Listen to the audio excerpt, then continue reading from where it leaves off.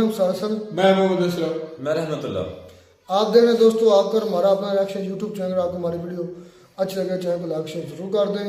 तो चलते हैं दोस्तों आज की वीडियो की। वीडियो का टाइटल कुछ हिंदी में कुछ इंग्लिश में। पाकिस्तान अभिनंदन पर यही लिखा हुआ है, अभिनंदन पर ये बात है, बाकी हिंदी है। वीडियो देखते हैं, वीडियो के बाद इस पर रिएक्शन करते हैं। अभिनंदन उस जहाज को हिट करना चाहते थे कि वो कैसे हमारी टेरिटरी में घुस आया, क्योंकि हालात और तनाव एकदम बढ़ा हुआ था, टेम्परेचर अप था दोनों ही मुल्कों की तरफ से। जब अभिनंदन की जो फाइटर था उसको एक मिसाइल ने हिट किया तो वो गिर गई पाकिस्तान। जो क्रैश हुआ, एग्जिट किया अभिनंदन ने, और विंग कमांडर अभिनंदन को वहाँ जो ग्रामीण लोग थे उन लोगों ने पहले बंधक बना लिया और बाद में उनको जो है पाकिस्तान आर्मी के हवाले कर दिया। तो एक बार सारी दुनिया को ये लगा, हमें भी लगा कि अब अभिनंदन की अगले कई साल उसकी उम्र के जो हैं वो पाकिस्तान की जेल में गुजर जाएंगे। सबसे बड़ा चैलेंज भारत सरकार के लिए था, क्योंकि भारत सरकार को ये दिखाना था कि दुश्मन मुल्क में वो अपने जवानों के लिए कैसे लड़ता है। और भारत ने डिप्लोमेटिक चैनल से सीधा मैसेज दिया पाकिस्तान को कि अगर अभिनंदन की रिहाई नहीं हुई तो स्ट्रॉन्ग एक्शन के लिए तैयार है। स्ट्रॉन्ग एक्शन क्या हो सकता है? स्ट्रॉन्ग एक्शन एक और बालाकोट हो सकता था, लेकिन मुझे लगता है कि बड़े स्ट्रॉन्ग एक्शन की तैयारी थी, यानी भारत युद्ध के मैदान में भी कूद सकता था।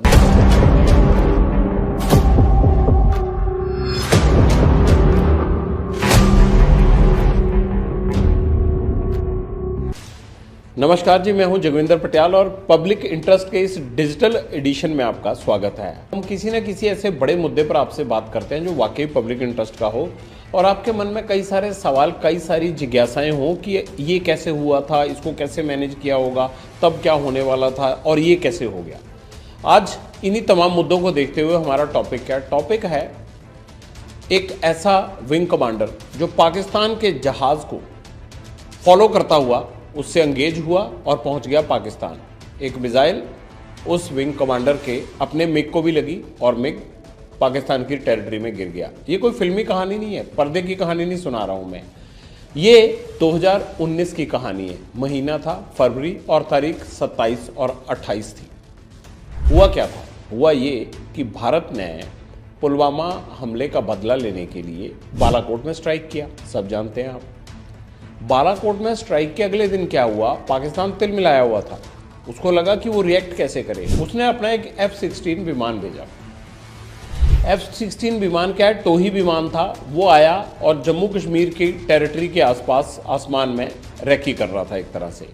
लेकिन उसे नोटिस किया हमारे इंडियन एयरफोर्स के रडार ने कि ये पाकिस्तान का यानी दुश्मन का एक फाइटर जेट हमारे इलाके की तरफ घूम रहा है। पठानकोट बेस को इतला दी गई। पठानकोट बेस से विंग कमांडर अभिनंदन, पूरा नाम था अभिनंदन वर्धमान, वो अपना फाइटर लेकर उड़े वहाँ से और वो एंगेज हुए इस F-16 के साथ। F-16 की हिस्ट्री क्या है? पाकिस्तान जैसे मुल्क के पास ये कहाँ से आए?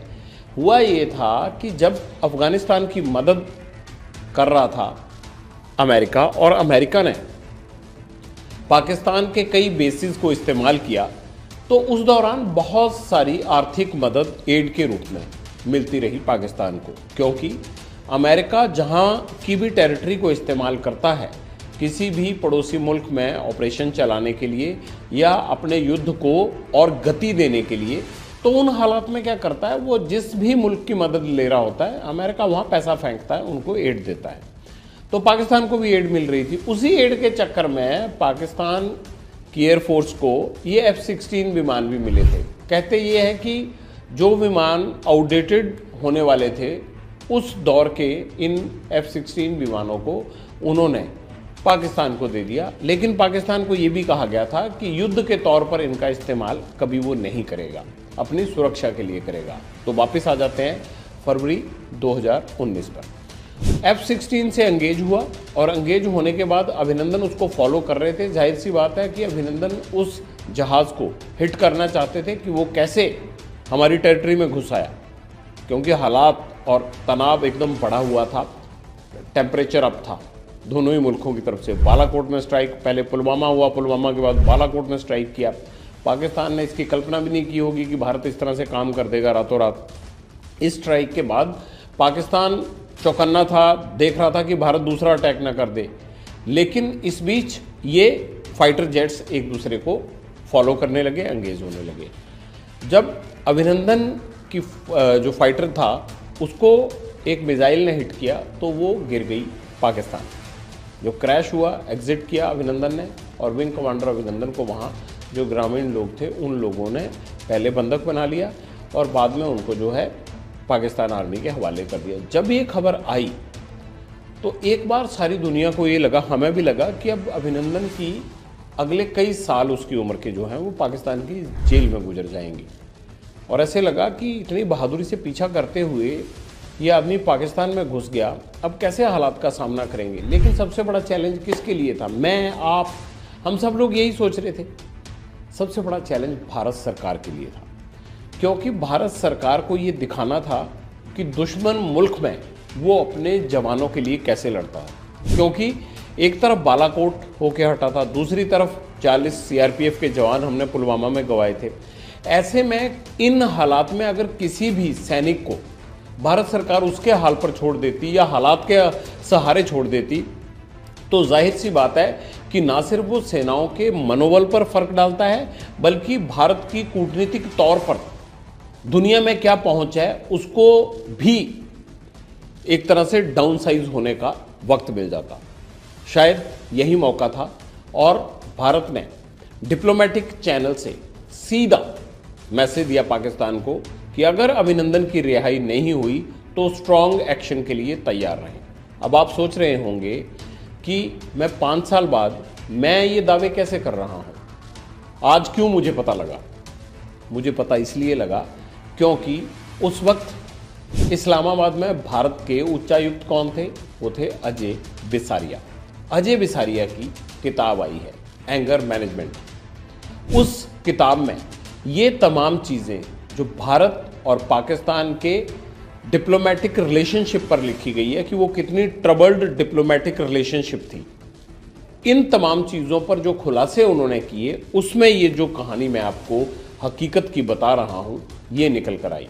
अजय बिसारिया साहब से मैंने बात भी की, उन्होंने मुझे जो इंटरव्यू दिया उसमें जो बातें बताई वो बातें मैं आपसे शेयर कर रहा हूँ। तो बिसारिया साहब क्या कहते हैं?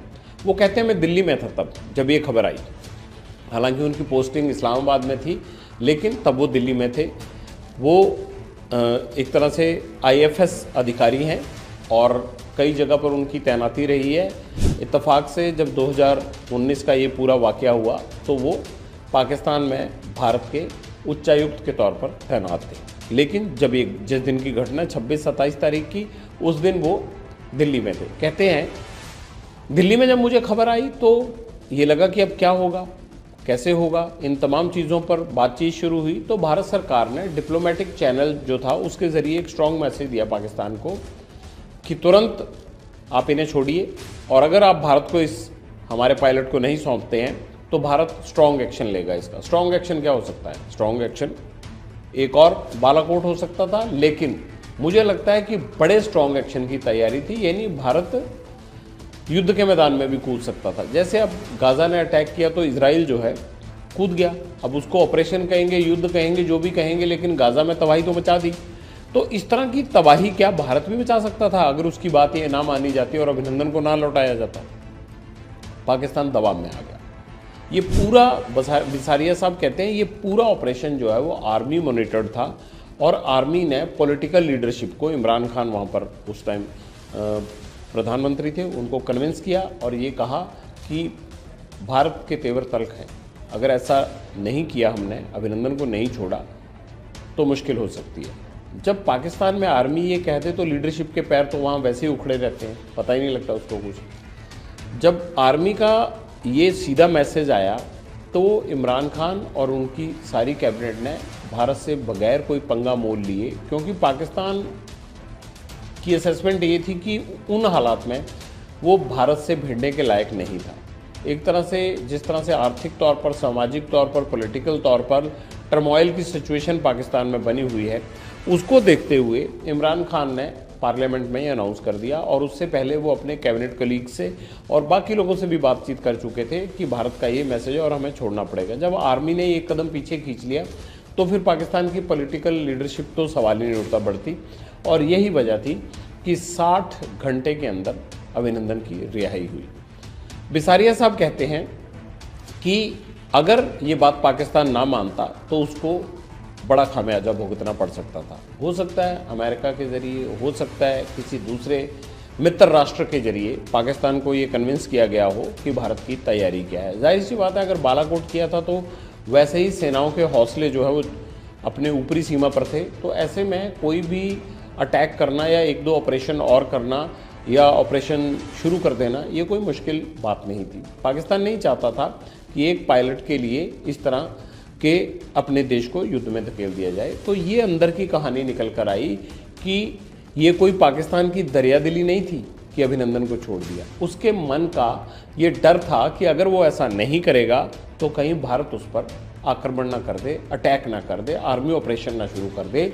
इसलिए उन्होंने अभिनंदन को अटारी वाघा सीमा के रास्ते वापस भेजा था, और उसी अटारी वाघा सीमा पर उस पल का मैं खुद गवा रहा हूँ। 11 घंटे तक सुबह से लेकर रात तकरीबन 9:15 और 9:30 के बीच में अभिनंदन को अटारी वाघा सीमा से भारत की तरफ भेजा गया था।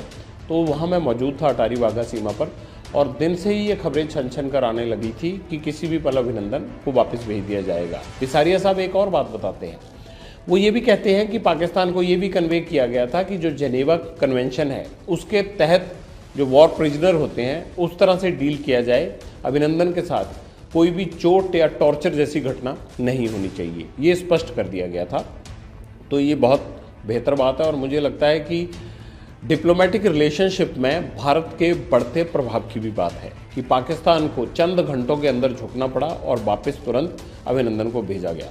जब अभिनंदन को बीएसएफ ने सबसे पहले रिसीव किया, पाक रेंजर्स ने अपने जो उनके डिप्लोमेट साथ आए थे, उन्होंने वाघा सीमा पर जब अटारी की तरफ भेजा अभिनंदन को, तो वहाँ बीएसएफ के ऑफिसर तैनात थे, उन्होंने रिसीव किया और फिर एमईए के पास भेजा गया उनको। मिनिस्ट्री ऑफ एक्सटर्नल अफेयर के अधिकारी भी वहाँ पर मौजूद थे, वायुसेना के अधिकारी भी मौजूद थे, और सबसे पहले अभिनंदन का मेडिकल करवाया गया था, और मेडिकल के बाद उनको एयरफोर्स स्टेशन ले जाकर सारी बातचीत पूछी गई कि क्या हुआ क्या नहीं हुआ। और मेडिकल एग्जामिनेशन थॉरो होता है, जब भी कोई आदमी दुश्मन की टेरिटरी से लौटता है तो बॉडी स्कैनिंग वगैरह सब कुछ किया जाता है, कहीं ऐसा ना हो कि कोई इस तरह की चीज़, कोई इस तरह की चिप, कोई इस तरह का वायरस इंसर्ट कर दिया गया हो जिससे उस आदमी को नुकसान पहुंच सकता हो। तो इन तमाम चीज़ों को ध्यान में रखकर पूरा मेडिकल एग्जामिनेशन हुआ, और अभिनंदन को जो है उसके बाद एक राष्ट्रीय स्तर के सम्मान से भी नवाजा गया था उनकी इस बहादुरी के लिए। तो ये तो उस दिन का किस्सा हो गया, लेकिन 3-4 बातें इस पूरे एपिसोड में और निकल कर आई। बिसारिया साहब ये भी बताते हैं कि कैसे भारत की विदेश नीति में बदलाव आया है। मेरा सवाल उनसे ये था कि बिसारिया साहब, आप अटल बिहारी वाजपेयी के टाइम में भी उनके बड़े फेवरेट ब्यूरोक्रेट रहे हैं, और आज की घड़ी जब आप रिटायर हो गए हैं और पाकिस्तान में आप काम कर रहे थे, तो आपने भारत की मोदी सरकार की विदेश नीति को भी देखा। फ़र्क क्या है? फ़र्क उनकी नज़रों में ये था कि पहले बातचीत और डायलॉग से ज़्यादा बातें रखी जाती थी, क्योंकि जैसा अगर आप देखेंगे कि 99 में करगिल के बाद भी अटल बिहारी वाजपेयी साहब ने डायलॉग का सिलसिला जारी रखा। इवन कि भारत और पाकिस्तान के बीच में अमृतसर लाहौर बस सेवा चलाई गई, इन तमाम चीज़ों का उन्होंने ख्याल रखा। और जब कारगिल हो रहा था ये सब चीज़ें तभी चल रही थी, लेकिन उन्होंने कहा अब मौजूदा हाल में क्या है कि आतंकवाद का जवाब देने के लिए कठोर एक्शन किया जाता है। ये बदलाव आया है, ये फ़र्क आया है, और इसके लिए कहीं भी किसी और डिप्लोमेटिक दोस्त से जो है इजाज़त लेने की या सलाह करने की ज़रूरत नहीं पड़ती। अब ये होता है कि अगर आप आतंकी घटना करेंगे तो जवाब जो है आतंकी घटना का आर्मी एक्शन के तौर पर या फिर देश के रिटेलिएशन के तौर पर मिलेगा, उसका बदला लिया जाएगा। ये एक बदलाव आया है आतंकी घटनाओं को देखते हुए। और ये हमेशा भारत अब ये बात भी कहता है कि आतंक के लिए कोई जगह नहीं मिलेगी, और इजराइल की तरह, जैसे इजराइल आतंकी घटनाओं को जो है बड़ी निर्ममता से जो है बदला लेने के लिए अटैक करता है, भारत ने भी अपनी विदेश नीति में इस तरह का बदलाव किया है। हालांकि देखिए, सभी पड़ोसी मुल्क ऐसे नहीं होते जो हर टाइम वॉर में जाना चाहें या आतंकवाद फैलाना चाहें। लेकिन पाकिस्तान के साथ ये दिक्कत है। एक और मसला उठा कि इतना सब होने के बावजूद 2019 में इतनी तलखी हुई, इतना भारत और पाकिस्तान के बीच तनाव रहता है, ये करतारपुर कॉरिडोर क्यों शुरू किया गया? हालांकि पिछले 2004 से ये मसला चल रहा है। करतारपुर कॉरिडोर के पीछे क्या आर्मी की कोई और मंशा थी?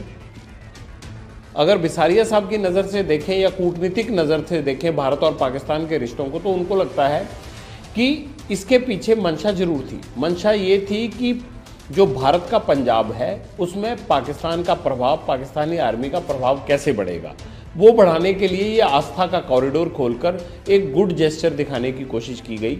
लेकिन इस बात को नकारा कतई नहीं जा सकता कि पाकिस्तान आर्मी का इसमें हिडन एजेंडा था। वो ये चाहते थे कि आस्था के रास्ते ही चाहिए या गुरु नानक जी के वास्ते ही सही, लेकिन उनका प्रभाव और उनका ये जेस्चर बॉर्डरिंग स्टेट पंजाब पर जो भारत की तरफ है वहाँ असर करेगा। सो भारत में हर पंजाबी चाहता है कि जहाँ भी उनके गुरुधाम हैं, वो खासकर बहुत से गुरुधाम बंटवारे के बाद पाकिस्तान में रह गए, इसलिए ही जो पाकिस्तान की तरफ पंजाब है उसे लैंदा पंजाब कहा जाता है और जो ये भारत की तरफ है इसे पंजाब कहा जाता है। तो उन तमाम गुरुधामों पर यात्राएं तो जाती हैं हर साल, चाहे वो बैसाखी का मौका है, गुरुपुरब का मौका हो, नए साल का मौका हो, हर जगह, चाहे ननकाना साहब है, पंजा साहब है, करतारपुर साहब है, सब जगह यात्राएं जाती हैं। एसजीपीसी जत्थे लेकर जाती है, सिख श्रद्धालु बड़ी संख्या में पाकिस्तान होकर आते हैं। लेकिन करतारपुर कॉरिडोर खुलने से ये हो गया कि अगर गुरदासपुर, जो पंजाब का गुरदासपुर ज़िला है, उसके बिल्कुल अपोजिट साइड पर नरोवाल में करतारपुर साहिब जो है वो कॉरिडोर से जहां हम जुड़ते हैं, वहां गुरु नानक देव जी का वो जहां उन्होंने किरत की थी, जहां वो लंबे समय तक रहे, उन तमाम जगहों के बारे में देखने का, समझने का, दर्शन करने का और उनकी उन तमाम पुरानी जो है वो धार्मिक और विरासती चीज़ों को देखने का एक अच्छा मौका भी मिलता है। मैंने खुद 2 बार मैं वहाँ गया हूँ। जब करतारपुर साहब कॉरिडोर की नींव रखी गई मैं तब भी वहाँ गया, और जब करतारपुर साहब का कॉरिडोर शुरू हुआ, जब यात्रा शुरू की गई तब भी मैं वहाँ गया।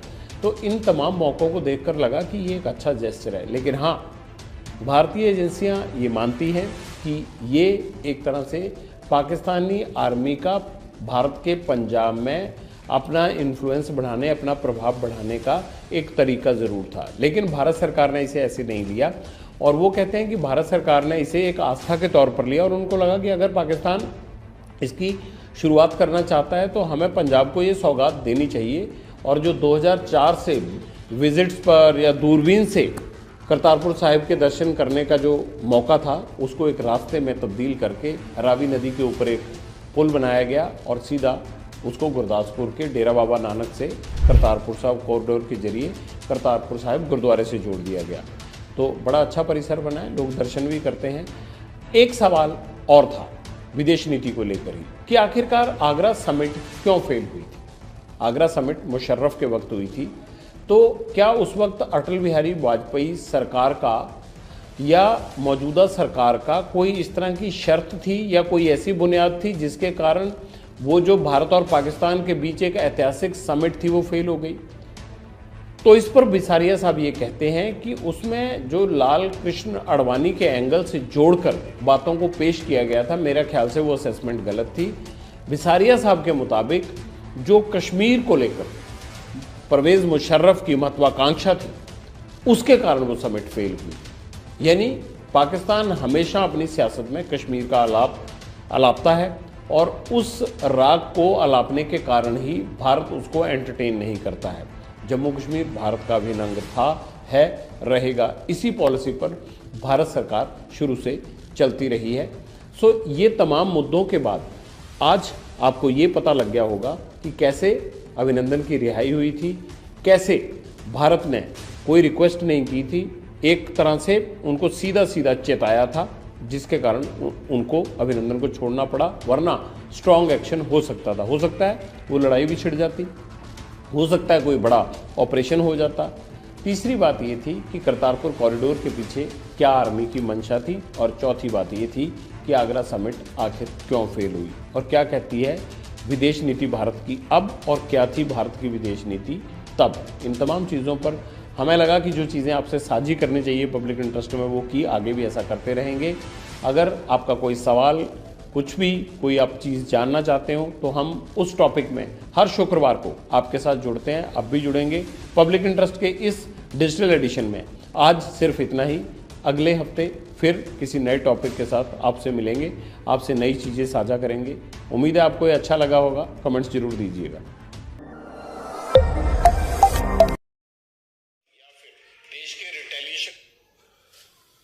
तो जी दोस्तों, वीडियो होगी ख़त्म। वीडियो बड़ी शानदार थी। ये बिसारिया साहब की बुक वाकई में उन्होंने पब्लिश की थी पूरे क्योंकि वो एम्बेसडर रह चुके हैं पाकिस्तान की तरफ, इंडिया के।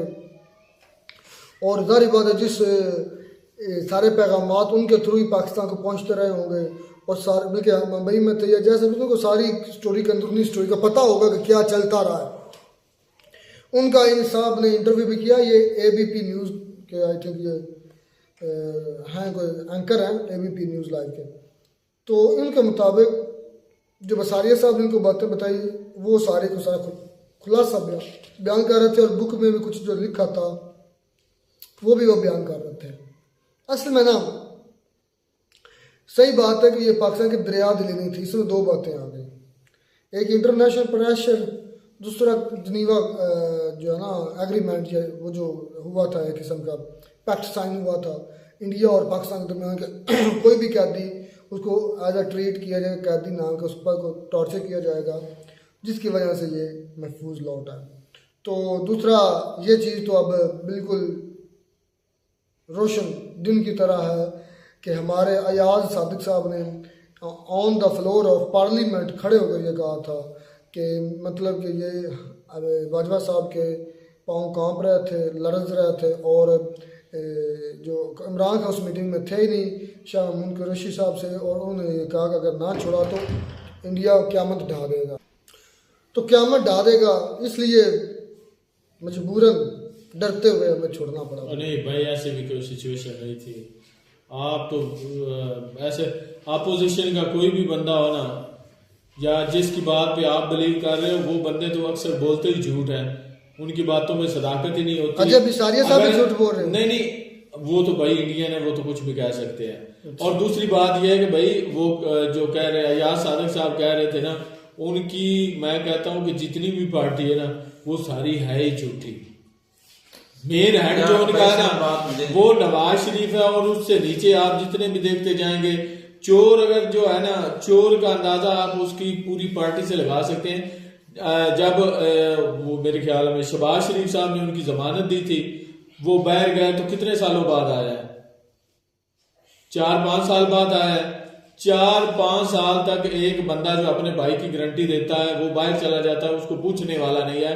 तो उस पार्टी का एक बंदा अगर ये कह दे कि भाई पसीने उसके माथे पे थे, टांगे उसकी कांप रही थी, तो ये भाई कहना आसान है। हालांकि ऐसी भी कोई बात नहीं। पाकिस्तान ने कौन सी इंडिया, चले हारे ही सही, कोई जंगे तो पहले 3-4 लड़े ही है ना।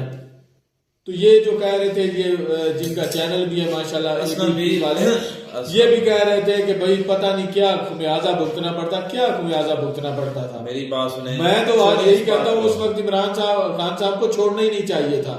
ये जो इनको एज ए पीस जेस्चर उन्होंने कहा था ना, तो उस वक्त एक बार 1-2 दिन रख लेते ना, तो पता चल जाता क्या होता था। पाकिस्तान आपने पहले चढ़ाया, वो भी बाद में चढ़ा देते आप। असलम भाई, अगर मतलब रख लेते ना 1-2 दिन, या ना छोड़ते, जिस तरह आपका खान साहब को छोड़ना नहीं चाहिए था, तो हो यही बात है। मैं आप बोला नहीं, बकायदा कहा भी था कि एज ए पीस जेस्चर हम भेज रहे हैं, तो उन्होंने तो समझ लिया कि शायद हमने भाई डरा दिया, धमका दिया। भाई ये की बात 15 मरतबा नहीं, 15 मरतबा नहीं, वही बात कर रहा हूँ ना, 3 मरतबा आप बोल चुके हैं। कौन सी बात? यही बात के पीस जैसे के लिए हमने भेजा, पीस जैसे के। हाँ, तो पीस जैसे एक बात एक मरतबा ही होता है।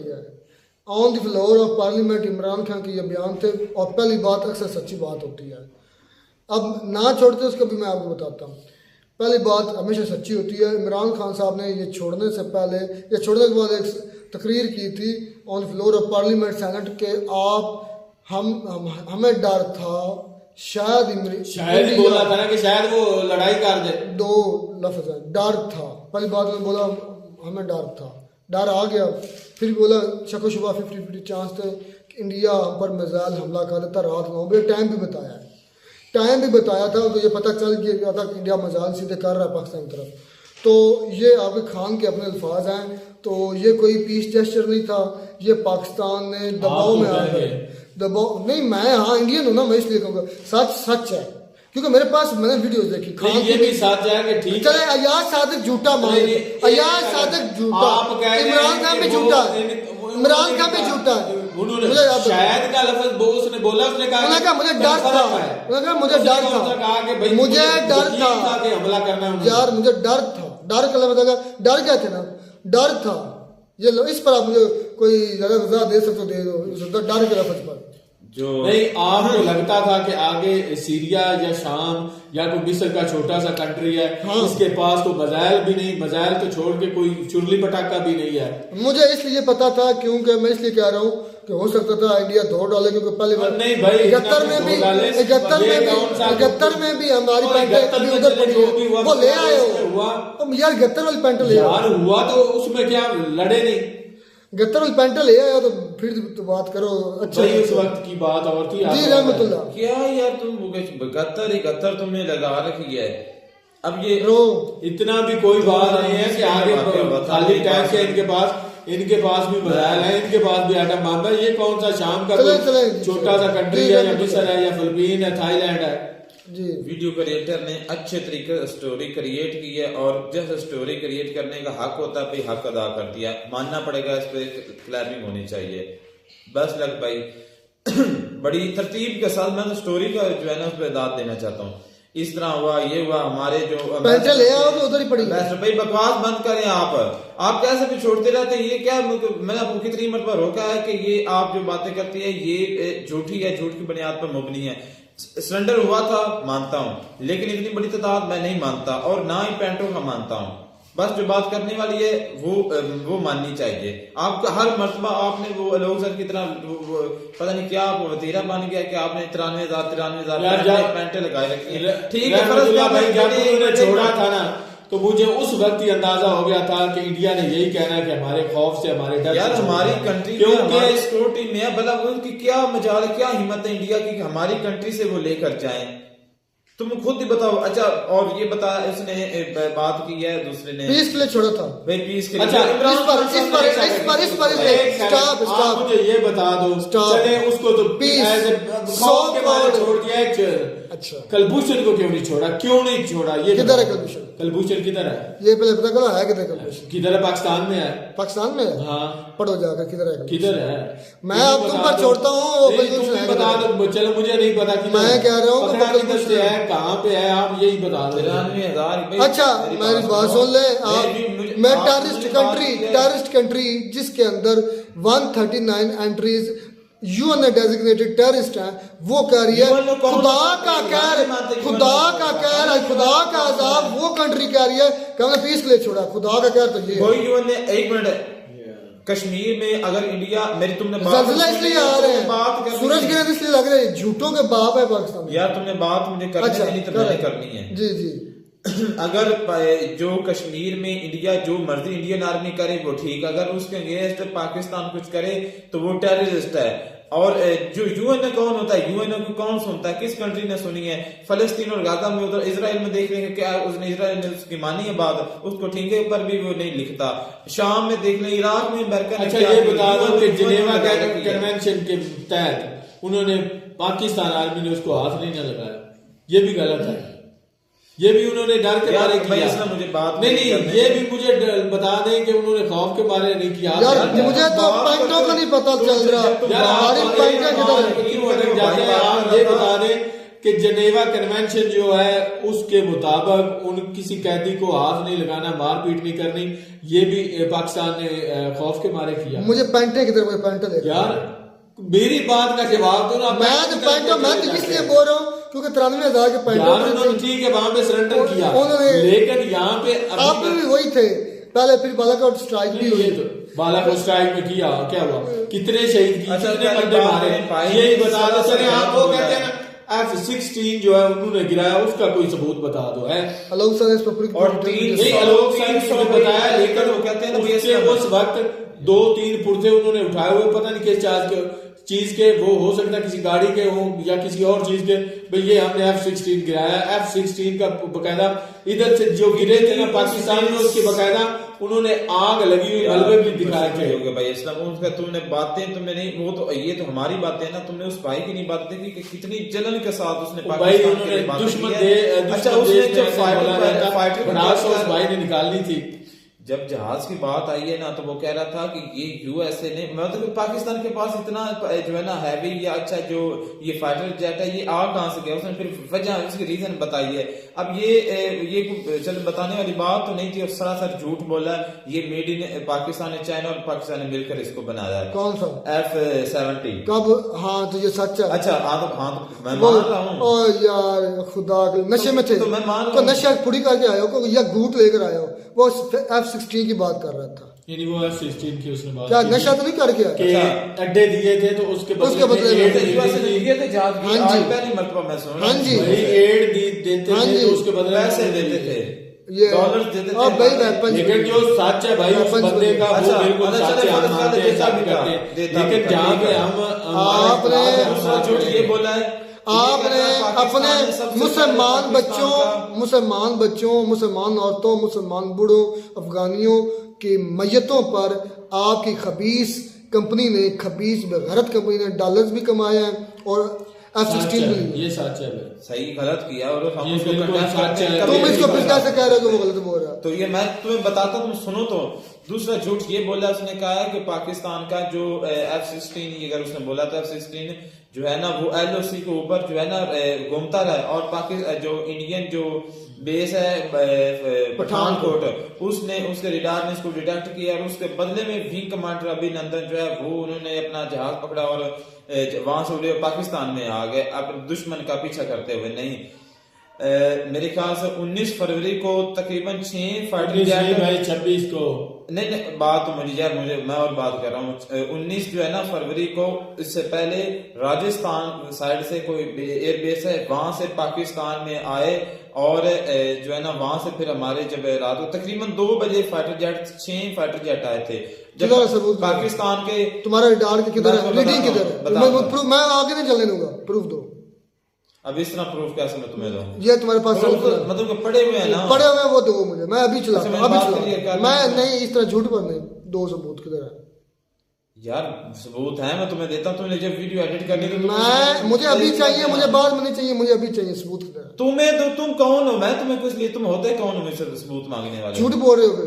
तो मैं बोलता रहूं, अगर फर्ज का बोल भी रहा हूं तो मैं अपने खुद से बोल रहा हूं। तुम इसलिए तो कह रहे हो खुदा का कहर कि जिनकी अंदर 139 अपनी बात 139 दहशतगर्द है, दहशतगर्द कंट्री जो दहशत फैलाती है, जिनकी यूएन डेजिग्नेटेड 140 वो खुदा का आजाद, खुदा की करम नवाजी चेक करेंगे, वो कह रहे हैं कि हम 20 के लिए छोड़ रहे हैं। यूएन कौन है उसकी तो सुभान अल्लाह, सुनता ही नहीं है, सुभान अल्लाह, सुभान अल्लाह। भाई ये पाकिस्तान झूठे, उसको कौन देखता है? वो कह रहे हैं कि हम पीस के लिए कर रहे हैं, पीस के लिए कर रहे हैं। यूएनओ ने यार मैं कहता हूँ इससे बड़ी बेइज्जती हमारी क्या है कि हमारे अंदर 139 टेररिस्ट एंट्रीज है, BLA TTP है, और वो कंट्री कह रहा है कि हम पीस के लिए हम यूएनओ तो वो यूएनओ तो वो नहीं है जब अमेरिका जो है अफगानिस्तान में आके इतना जुल्म बर्बरियत कर चुका था। यूएनओ उस वक्त कहाँ था जब USA ने इराक में दागे थे मिसाइल, वहां पे तबाही की थी, उस वक्त यूएनओ को मौत आप मुझे